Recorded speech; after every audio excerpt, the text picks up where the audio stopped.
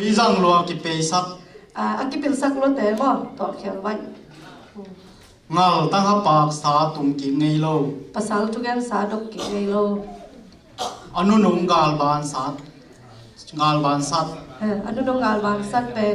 alom te za in mo a hat lo ha ga lung ke lo wa sen te hi manina ham phana nga ve chi tong na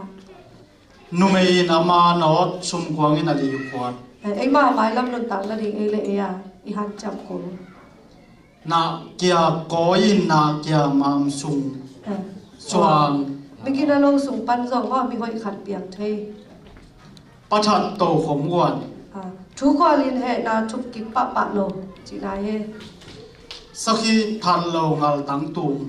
aneu na te zong ma san wa mo a kom te sem pai nom te ma aneu pan ki pan nom loi la a kom rom pai te chi na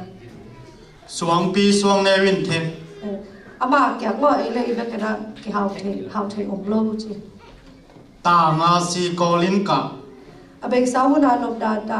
a hong phok ki sak na te mo mel mu na so ve sim beng zong kim chi chia tang zang ki wang til na siam na ki kim ma ta lem zong mo e ma kai khat bel lo ki sak chi na ye to te nge lung da ve